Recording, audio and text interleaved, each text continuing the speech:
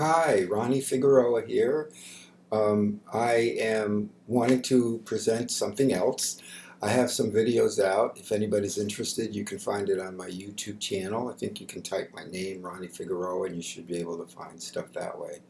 Um, these glasses I have, these are these blue light reading glasses, and I'm just experimenting with them because I'm on the laptop so much that I was just wanting to see how real it is, if it really protects your eyes from the blue lights or whatever. Um, and so far, I don't like them very much because it's almost like when I take them off, there's just like haze or something like that. But I'm going to try them for a little while longer. I hope they're not distracting. So one of the things that I really want to emphasize is is how important it is for all of us to be able to see, especially during these times, which I believe very strongly is an important time for all of us to truly um, learn how to break through. And when I say break through, I'm looking at it in the sense of how much we really need to quote break through. And when I say that, what I'm talking about is the need for us all to really transform in the best way possible, because I believe that there's this collective unconsciousness, this love, this energy that has an intelligence to it. A lot of physicists these days are even more and more getting into that whole aspect, that there is something that has an invisible intelligence that we can't really understand in our cognitive way of trying to process it. But there is this reality that flows through all of us, and how important it is for us to learn to tap into it and learn to trust it. We trust too much the things that we just see within or around in our environment, or as we perceive them to be, because of conditionings, because of trauma, because of culture. And all of these things need to be adjusted, not changed necessarily, but adjusted so that we develop more of a life of a balance of what true human beings are supposed to be. And when we do that, there'll be a lot less of this confusion in the midst of all of this energy that's flowing through everything. And the thing is that the problem with that all is that there's a lot of good stuff, the divine stuff, the love, the joy, but there's also all this other confusion and chaos and misunderstanding that's flowing together with all of this good stuff.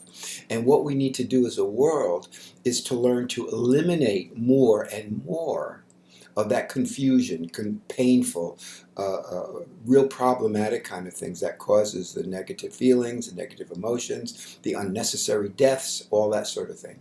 So the way we're going to do that is by learning something that's better for us as human beings to apply in our lives, and then we'll see more of the transformation. I've said this over and over again, and I think this is where some of my stuff's a little bit different.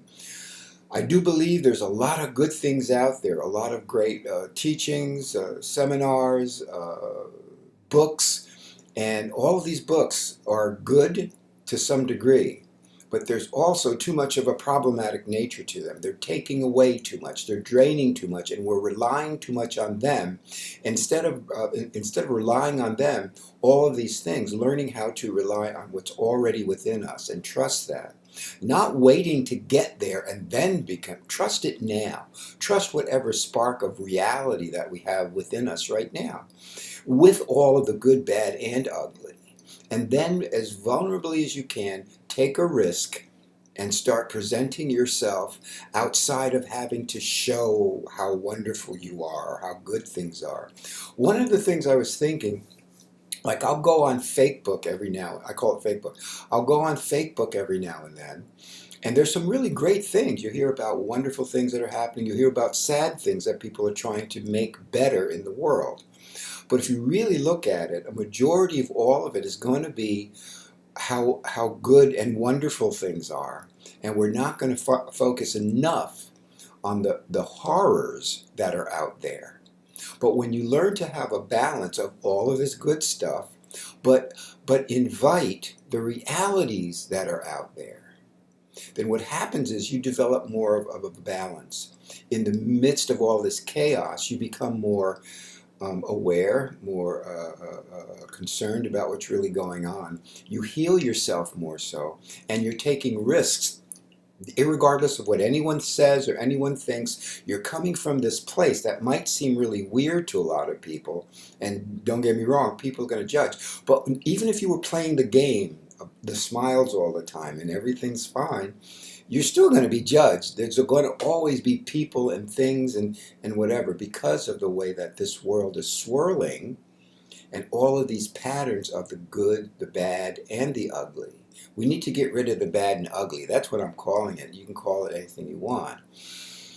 So, what we need to understand is that the better, I feel, the better process, and this is how simple it is, the better process is to learn to use just what you have. You have your mind, thinking, whatever, so you just look at that. Oh, I have this. You would, right? We have it to some degree. You have your body. And what you also have that you can't see, or it's tangibly there enough, unless you start developing this, is that what I would call right now, I'm just going to call it universal energy. The three minds, basically. The unconscious mind that wants to keep us here and all these kind of things that we don't see or understand, or they're just swimming around in there, but they're affecting what we do consciously all the time. So the unconscious or subconscious mind, the conscious mind, and then the universal mind. And what we need to do is to learn to bring them all together in a balance. Now, if you're trying to figure it out and understand it and get, what's all the different things and maybe blah, blah, blah, blah, blah, you're going to be wasting your time. And you're going to be going all your life trying to figure it out. You'll get a lot of good stuff out of it, but you'll still be figuring it out. And then you'll be saying, well, this part of what this guru is saying, that's is more important than this. And of course, I don't really live that way, but then you find yourself saying the same things they do. Then you start developing a law of attraction, and you live by that. Or not doing anything but being present, and then you live by that. Or I'm aware, and then all these things now are good. The aspects of awareness, presence, and manifestation, those are three perfect things that we need to hone in on.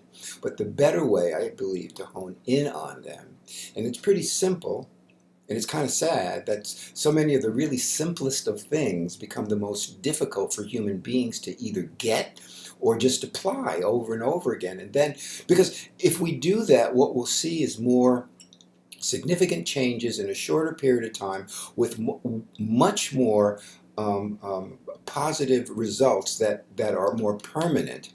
And then you see that, and then you're motivated by that, and then you continue on. Instead of fooling ourselves and just hanging on to something that isn't going to give you what you really need. So all of the words that I've just said, I hope they're somewhat helpful. But bottom line, we have too many words.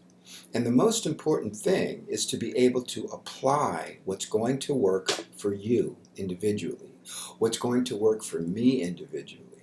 And the more we do that, the if you want to call them tools or techniques, the more we live this reality using what we already have, our minds and our bodies, and then we learn to explore what's going to really be best for us.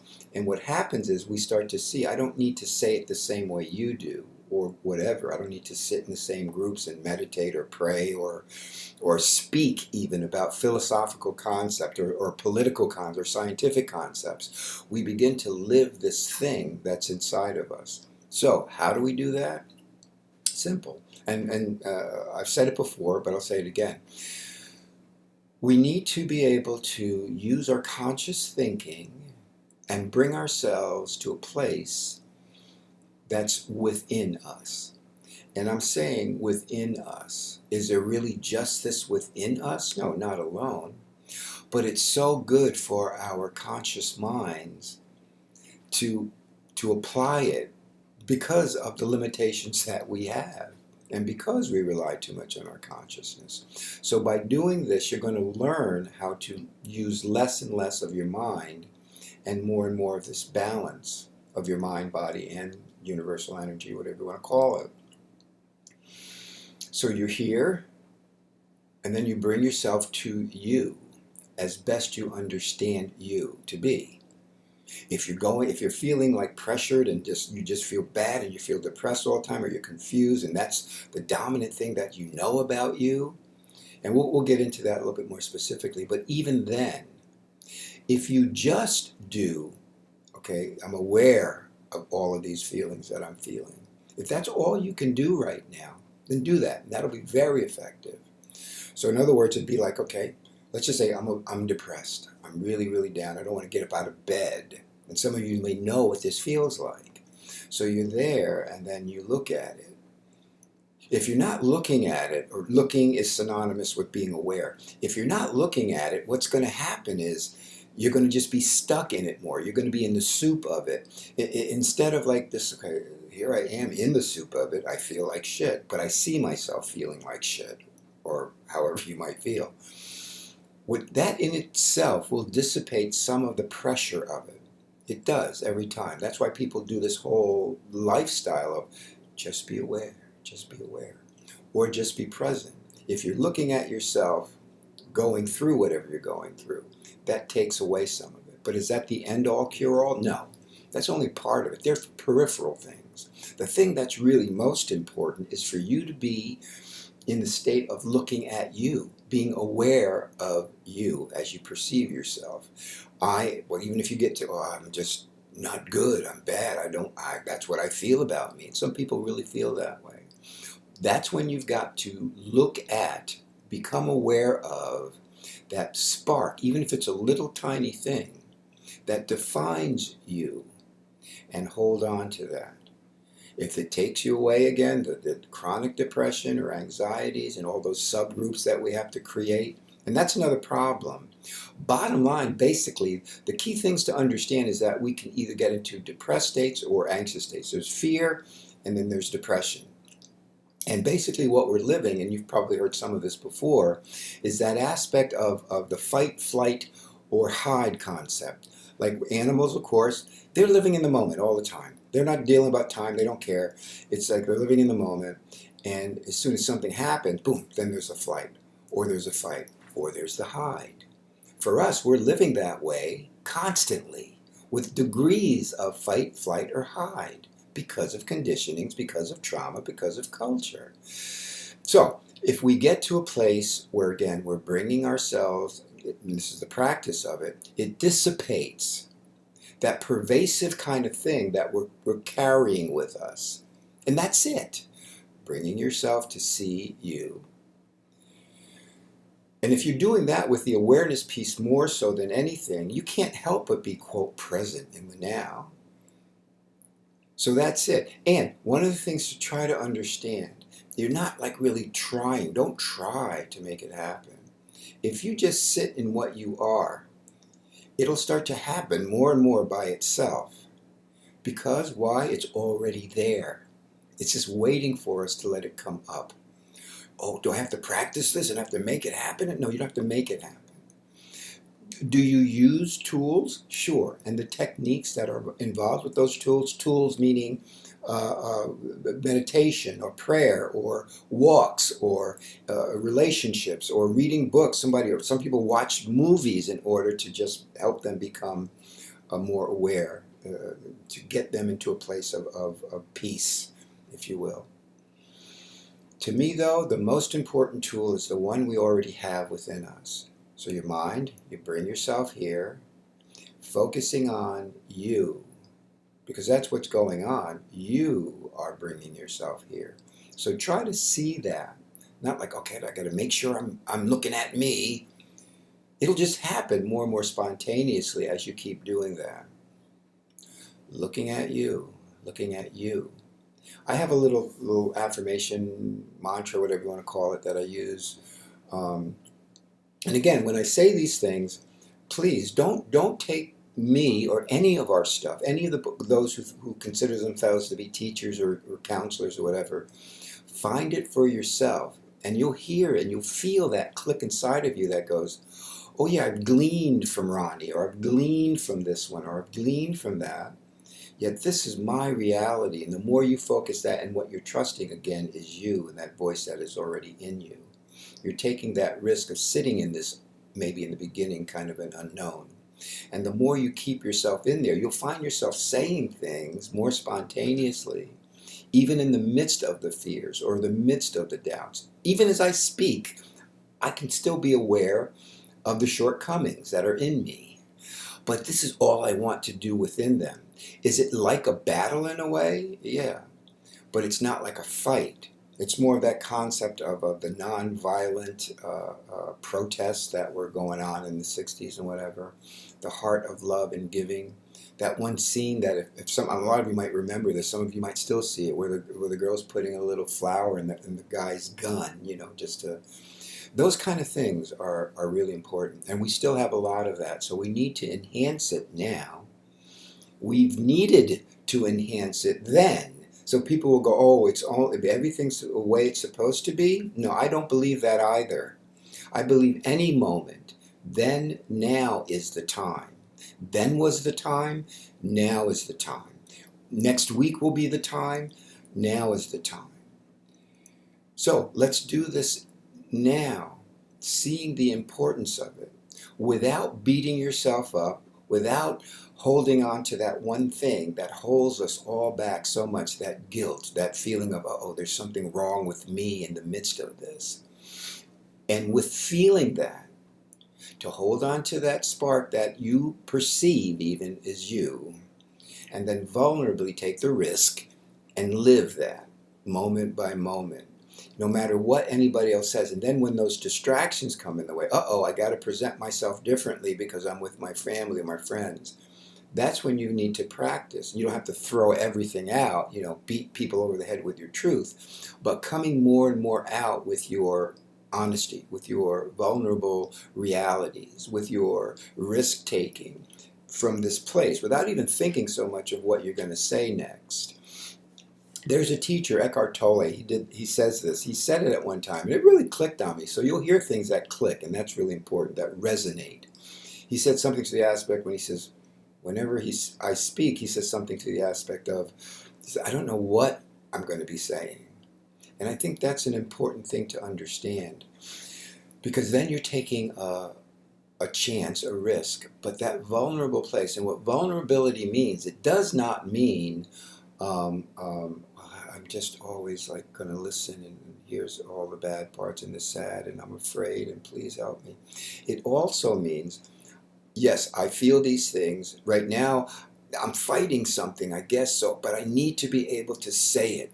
It may come out demonstratively.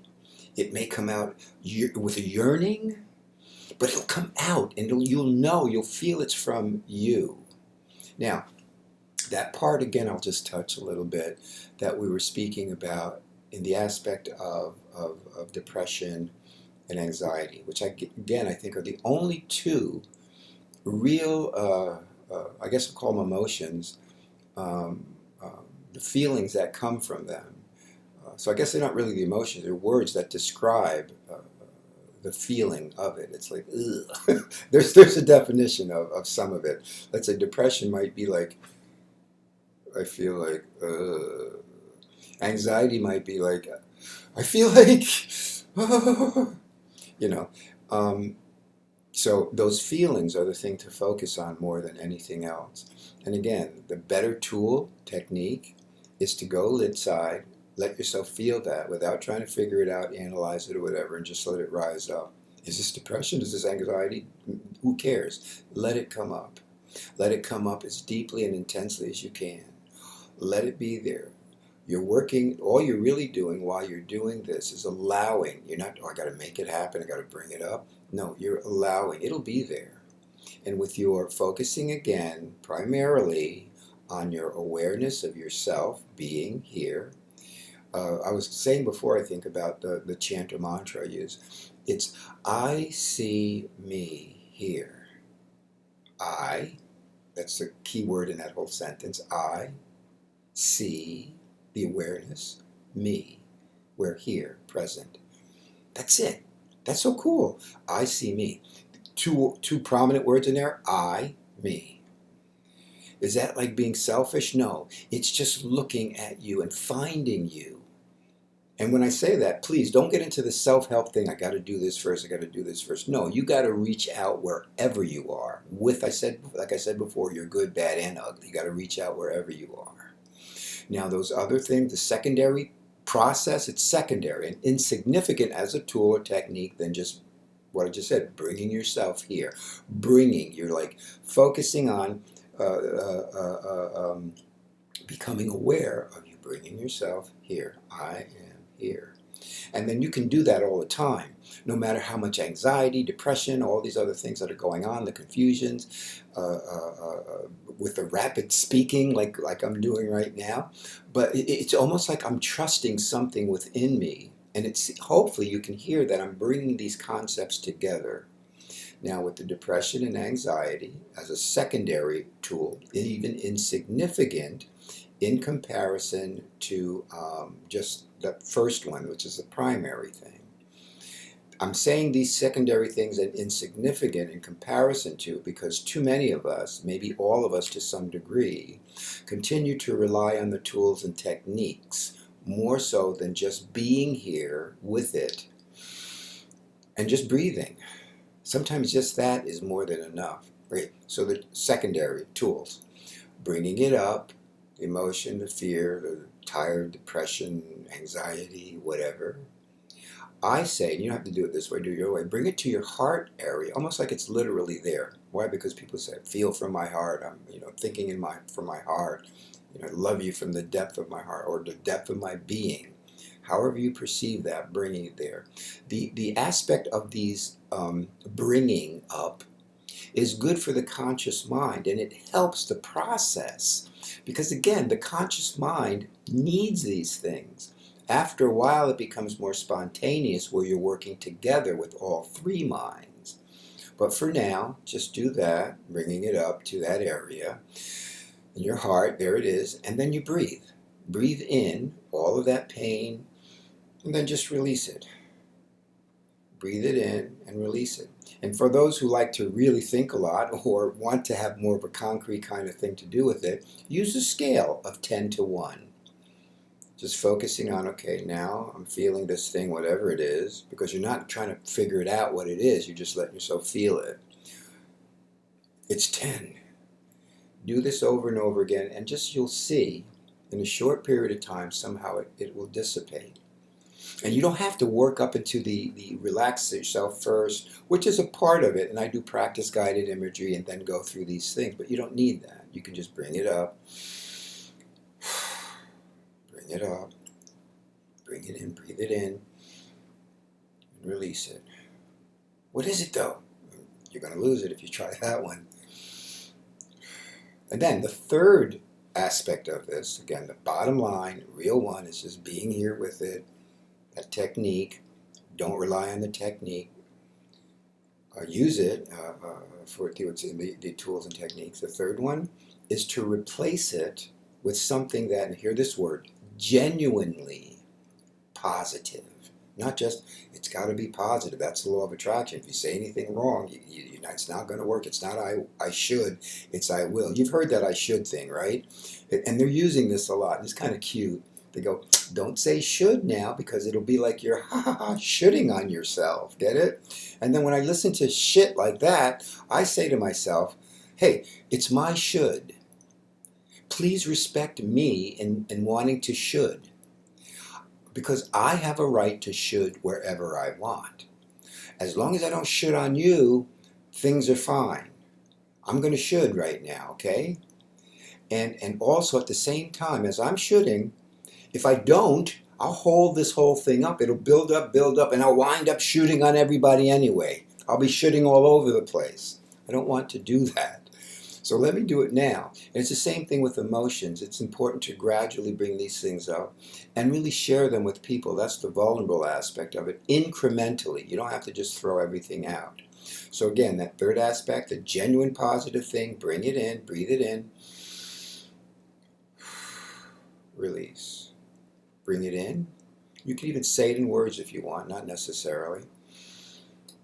I'm feeling better about the anxiety. I'll continue to feel better about the depression. I see something can be good with this. I see something can be good with this in. I see something can be good with this release. I see something can be good with this in. I see something good. Again, you can be at work, you can be alone, you can be speaking to someone, and it's coming out. There it is. Feeling, and breathing it out. You could be in a boring meeting, or you could be with somebody who's just pushing all your buttons. Okay, I'm listening to your shit. I feel like I feel resentful. Feel resentful, breathing it in and releasing it. I'm replacing it as best I can. I know you're yelling at me, so it's harder, and it can be more difficult. It's so easy if you're just sitting alone in, a little cocoon. But this is the better way to practice it. Yeah, okay, you're upsetting me, but I know I'll be better. I'll be better.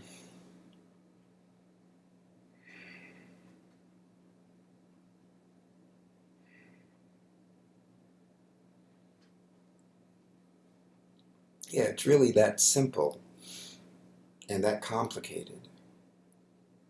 So that's about it. I didn't want to say anything else, but I wanted to emphasize, the aspect of how we rely too much on things that are outside of us, and how important it is to see that all of these things, all the teachers, all the gurus, they have some good stuff, but they also have a lot of bad stuff.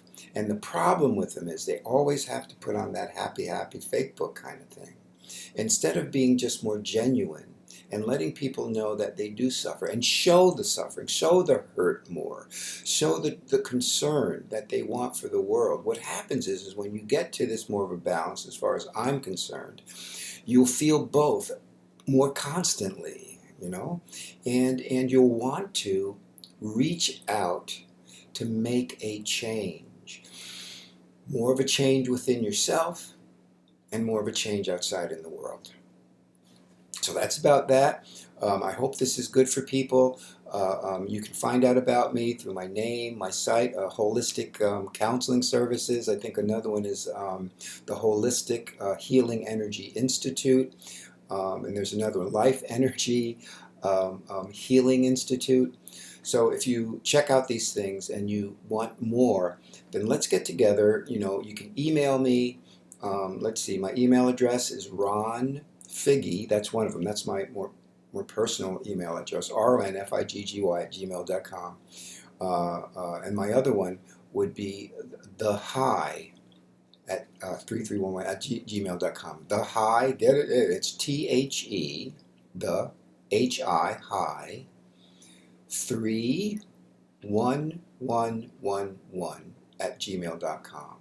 That's the high 31111 at gmail.com. So get in touch. Let's work this together, because we do need each other. Not just your immediate family or not just your Facebook friends, but we need more, and we need to expand more from the inside out, as opposed to, like some therapies would say, from the brain or the behavioral aspects, and then working down. I think it takes too long. I think even the other self-help stuff that we've done all the years, they can be more problematic than helpful. So let's get together and find yourself. Let's find ourselves in the midst of this all. Then what will happen is we'll start to speak words that are binding, that are bringing us together. A universal language that no matter what words you use, we collectively start to heal better, and the world changes in a much quicker way.